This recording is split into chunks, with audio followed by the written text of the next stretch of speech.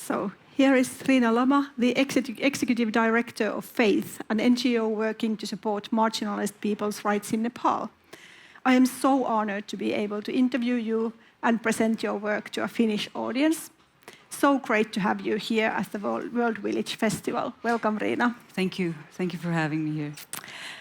The pictures we are seeing in the background are from a short film produced by your organization. The film is based on a combination of experiences of sex workers. The persons in the pictures are actors, since the topic is so sensitive and we can't reveal the identity of the real sex workers. Riina, you have been working to support marginalized persons' rights for decades. Just a month ago, you were in the middle of organizing legal literacy sessions with sex workers in Nepal. What is the situation of sex workers' rights in Nepal, and what kind of challenges do they face? Nepal is basically, we have populations of 30 million people, more or less. And around 55,000, the Nepal government is saying that we have around 55,000 estimated female sex workers working as a commercial sex workers in Nepal, which we, as an activist, we believe that it is an underestimation of the populations, because this thing is so much hidden within the society and so much stigma is there. So it's very, very difficult to exactly say that, who is working and who is not working in that. And after earthquake, we had that in 2015, and then there was COVID, and then this economic situation that we have at the moment. The things are getting worse. So when you're asking about the challenges, I think it's the social exclusion would be the number one thing, from the family, from the society itself, and the lack of access to the basic health rights, and then there is violence. So human rights violations would be the number one challenges that I think we have at the moment. Thank you, Riina. Now let's have a look at the clip from the short film that the pictures in the background are from. This clip shows the challenges you mentioned.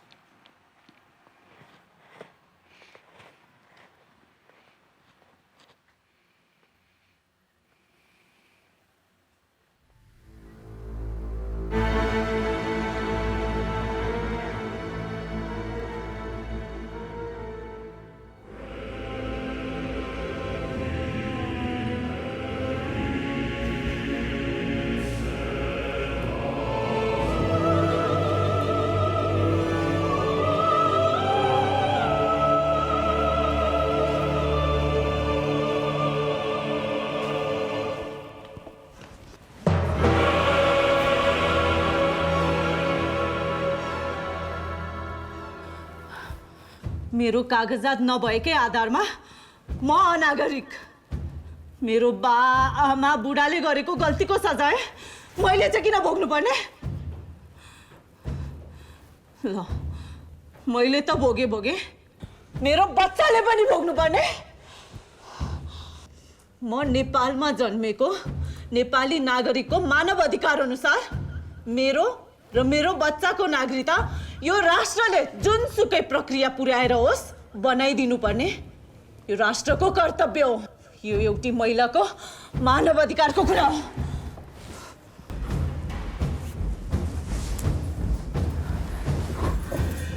म किन आउने? म मेरो पेशा गरिरहेको छु। म यौनकर्मी भएकै कारणले गर्दाखेरि यो सबै सहनु पर्ने?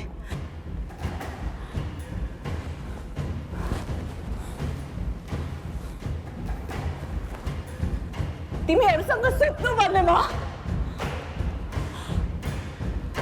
10 दिन थुनामा बसेर 10,000 तिर्नु पर्ने? तिमीहरूको यो धरपकड र अपराधीलाई जस्तो गरिने व्यवहार चाहिँ कुनै पनि कानुनमा लेखिएको छैन।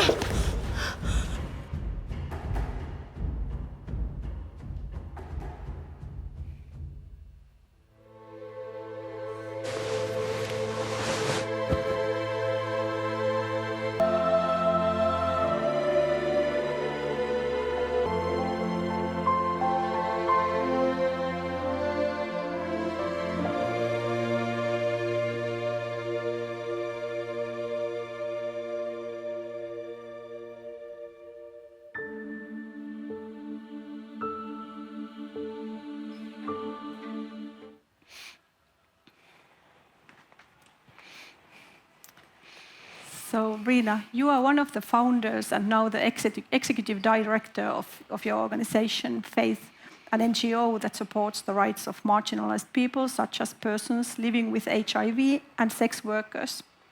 We just learned about the many challenges sex workers face in today's Nepal.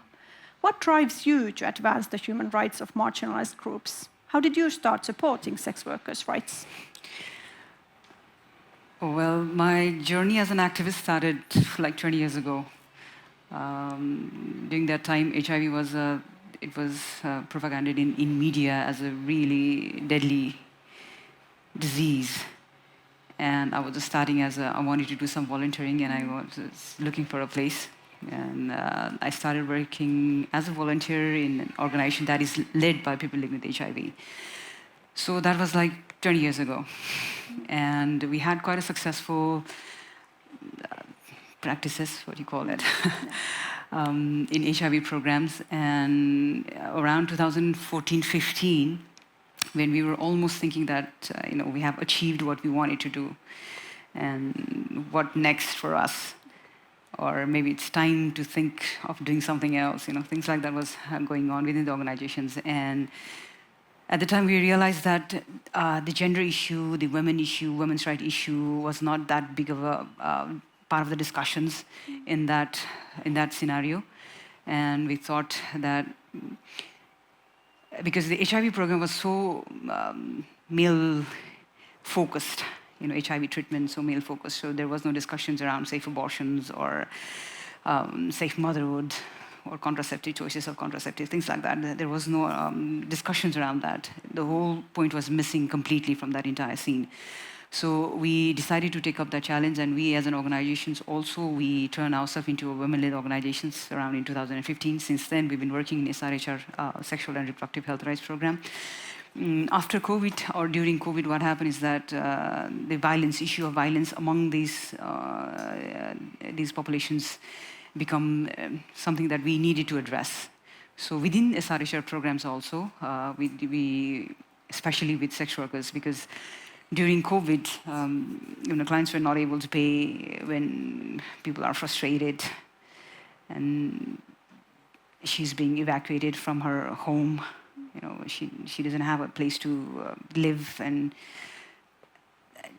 she could not access the government facilities that government were providing because she didn't have a citizenship, or her child didn't have a birth certificate, things like that. So the issue was quite strongly it came out, and we decided to work on violence, especially from their rights as a human being, that they also have a right to live a non-stigmatized and non-discriminatory life, which is free from violence. So that's when we started this. And if you ask me what drives me,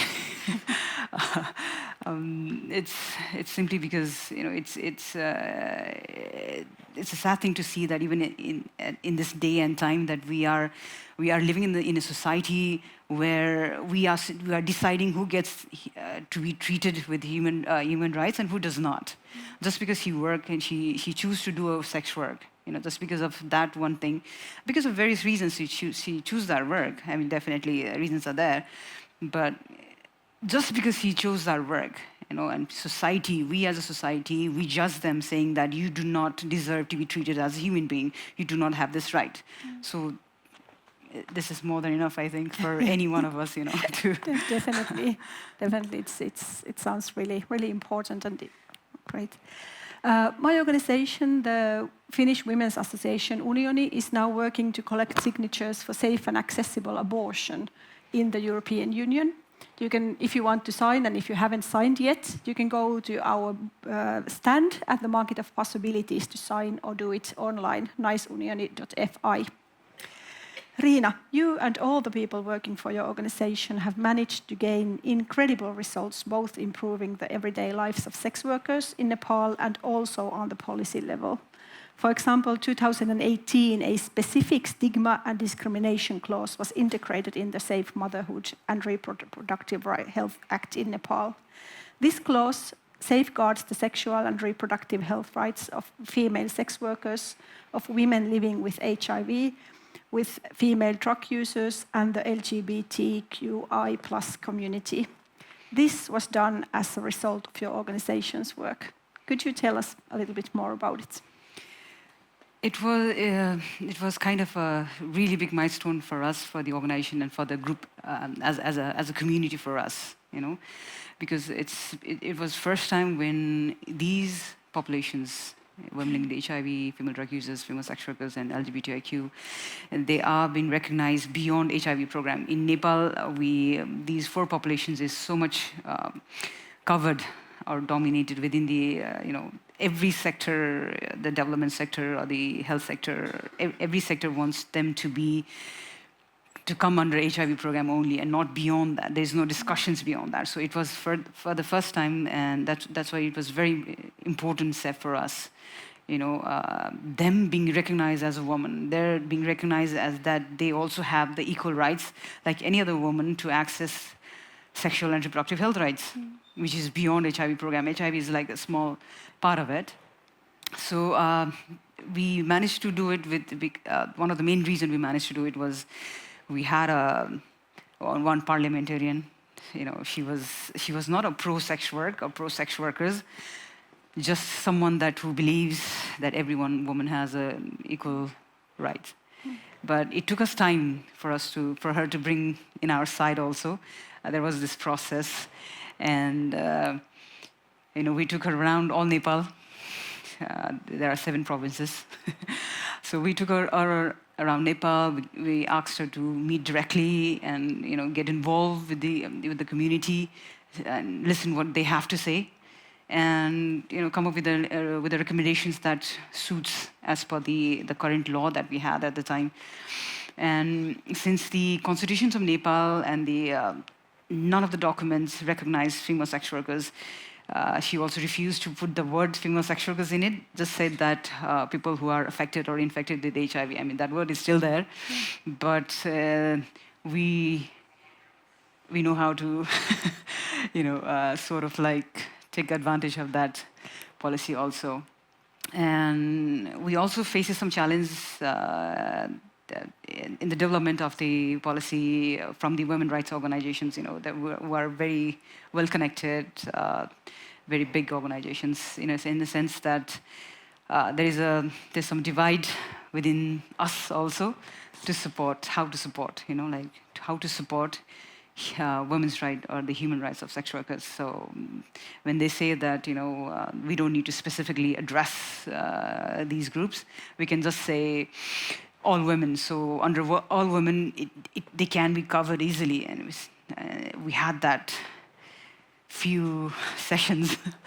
That is because they have special challenges, special needs, very, very specific needs like social stigma. And even if services are there, even if law is there, they cannot access it, they cannot utilize it. And that makes the entire situations quite challenging. So we wanted to make sure that they are specifically mentioned in it. So based on that, now we are trying to learn, replicate the same lesson learned. We are having the human trafficking law being revised at this very moment as we are speaking. We are trying to see how we can, because we do follow the Nordic model. We call it Nordic model, the model that you have in Finland also, to control sex work, and which is absolutely against human rights of sex workers. So we are in that process at the moment. Yeah, and you are also organizing workshops together with the sex workers. How do you empower women engaged in sex work? The way we see empowerment is how well she can handle the situations on her own. The word empowerment, when I try to simplify the definitions of the word empowerment. What we as an organization, or me personally, that is, we go and talk to our sisters, and when they are sharing their stories, what happened to them, how after being raped, they go back to work in a few days because they don't have a choice for that, because they need to earn on a daily basis, things like that. And empowerment in a sense that we are trying to inform them that they have rights as a woman, as a citizen of the country, as a citizen of this world. Human rights is a universal thing that we all are granted for that. And how to use that, how to use it to protect yourself, like in a situation where there is nobody else, when there is no one. I mean, I can be, it could be a middle of a night. I mean, it's not safe in Nepal. After 8 o'clock, everything is shut down, like there's no light also on the street. So it's basically, it comes to you on one, how well you can take care of yourself. And what we are saying is how to use the law, the current law. I mean, we don't agree what we have, but how to use it to protect yourself from any violent client if it's there, or from intimate partners also. There is blackmailing, and sometimes because she cannot bring out she cannot report it to anyone. Everyone knows that, society knows that, and they all try to take advantage of it. So, from the society itself, from the law enforcement itself, from the police itself, and she gets raped in the prison also. So how to use the law? That's how we see empowerment, and that's how I would personally want them to, because as an organization also we cannot take care of the situation is that at that larger scale, and so we want them to be informed and use it. Just if there is a situation when, if they're having a cup of tea in a restaurant or somewhere, and the police is like, they recognize her from her past, they can actually arrest them while they're having a cup of tea. And we are saying that they cannot do that as per law. There's nothing in the law that they can do that. And you just simply asking, why am I being arrested? That can do the job. And her saying that, even saying that, is empowerment enough for us. So, yeah. And next we will hear some sound clips from the workshop participants. So very nice bringing the voices of the sex workers here. And she will be also doing the translations because we are hearing them in Nepalese. Let's hear the first one. मलाई चाहिँ यो कार्यक्रममा बसेर हामी जस्ता महिला युनकर्मीहरूको लागि पनि कानुन र अधिकारहरू रहेछ भन्ने चाहिँ थाहा पाएँ। अबबाट चाहिँ म पनि मेरो अधिकारहरू मलाई चाहिँ यो कार्यक्रममा बसेर हामी जस्ता महिला युनकर्मीहरूको लागि पनि कानुन र अधिकारहरू Okay, I'll continue with हामीहरूलाई चाहिँ यो हिंसा भएको बेलामा that's the second one. The first one is like मलाई चाहिँ यो कार्यक्रममा बसेर हामी जस्ता महिला युनकर्मीहरूको लागि पनि कानुन र अधिकारहरू रहेछ भन्ने चाहिँ थाहा पाएँ। अबबाट चाहिँ म पनि मेरो अधिकारहरू पहिचान गर्न सक्ने भएको जस्तो चाहिँ लागेको छ र आफ्नो अधिकारको लागि आवाज उठाउने आँट पनि आएको जस्तो चाहिँ महसुस भएको छ। So she's one of the participants of our legal literacy workshop that is been going on back home. And after the program, we asked them how she felt, what she think about it. So one of them was saying that I've learned about the legal rights and laws concerning to sex work and sex workers, and I think that I understand how I can use it, and I think that I'm empowered or motivated enough to raise my voice when it's needed. Thank you, Rina. Was this one or two of them? It's actually the first one. Okay, perfect.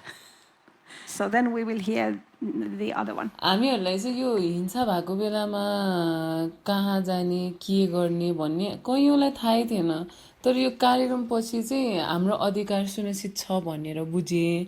अनि न्याय pound उचित ठाउँ र तरिकाको बारेमा पनि मलाई थाहा हुँदाखेरि चाहिँ धेरै खुसी लागेको छ।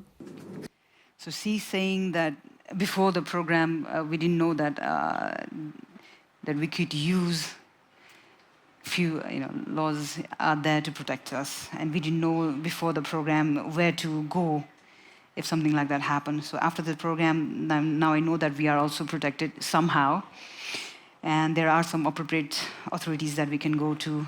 There is some network that we can access. That's what he's saying. Yeah, thank you. And then let's hear the last one. Faith संस्थाको यो कार्यक्रम मलाई निकै नै राम्रो लाग्यो किनभने यसबाट मैले नयाँ कुराहरू सिकेँ। हामी हाम्रो अधिकारको लागि हामी आफै नै एकजुट भएर लाग्नुपर्छ भन्ने पनि मैले थाहा पाएँ। यही कुरा म सँगै काम गर्ने सँगैको दिदीबहिनी साथीहरूलाई पनि बुझाउनुपर्छ भन्ने पनि मलाई लाग्यो। She's saying that this program has helped her to identify that there is the power of unity, because power of unity, and that it's our responsibility also to share the information within our circles, because there are many friends that is not here, and yeah, how to combat and advocate for our rights. Yeah, thank you, Riina, for bringing the voices here to us. And thank you to all the workshop participants who shared their thoughts. Now, what kind of an impact has the work had on your life? Well, we are constantly being abused as someone who promotes sex work back home. That's not how it is actually, because there is a law that can actually arrest me too if someone can prove that. When society, the law enforcer, the policymakers, they are pretending to be asleep, not to recognize female sex workers, because it's easier that way. If you say that, okay, there is some violence going on, then they have to do something about it, which they do not want to take any initiative. The situation is not like that at this very moment. And to be seen as someone who respects and want to do something to fulfill it are seen in a negative lenses back home. And it's really tiring. It's really tiring in a sense that you have to prove and you have to explain yourself again and again and again and again to everyone, basically. And the work is really tiring. Impact is the respect as an activist. There's none, because we are not doing good for the society. We are not. This is something that should not have been addressed. That's how we are being perceived, and it is very tiring. Yeah, I think we can. Many of us can kind of imagine, even though we don't know how it is. But what is the thing, or what are the things that give you hope and courage to continue doing the work? This morning I was thinking that, coming over here is also not. It's scary, basically, to stand here and to talk to. It's not. I don't do it usually. This could be my first time also, and it scares. It's very scary, And I had this discussion this morning with one of our sisters back home, and I think that the courage comes from that. To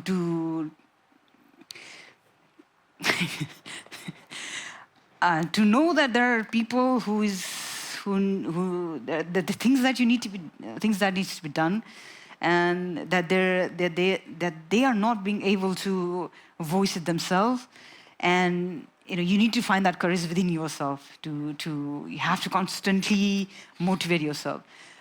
Just listening to their voices, listening to their stories, that there must be done something about it. And even though you are viewed in a negative way, you cannot stop it. You cannot. You must continue that thing. So. Thank you. And we have only just a little bit of time left. But last thing I would like to ask you, Riina, what would you like us to do here in Finland as human beings and activists? As I mentioned before, that Nepal follow this Nordic model, which is completely against sex workers. I mean, it looks like it protects sex workers, but it does not. You know, and the one thing that if anyone here, there is a right to work citizen initiative also going on in Finland. They are advocating of sex workers. They're advocating their right to work as a sex workers. And I think that whatever happens here in the countries, in the European countries, and whatever happens here, it has its direct effect back in Nepal also. You know, and I would really, I mean, as a society, it's our responsibility. We are also we should be held accountable. You know, how we, it's our responsibility also. That's what I'm trying to say. And then a simple support from you. I mean, this is not a topic that is part of our regular life. You know, the audience regular life. But having that a support that she also deserves to be treated from the human rights perspective. If you can have that here, I'm sure in a couple of few years, its reflection we can also bring it back home. Yeah. Thank you. And there is a meet and greet right next to this stage at the Lambia right after we end here. So you can continue this super interesting discussion with Riina there. And now, thank you so much, Riina, and it's been an honor for me, and let's give a big hand. Thank you. Thank you. Thank you, everyone. Thank you, everyone, for coming here and listening to Out of This Track topic. Thank you so much.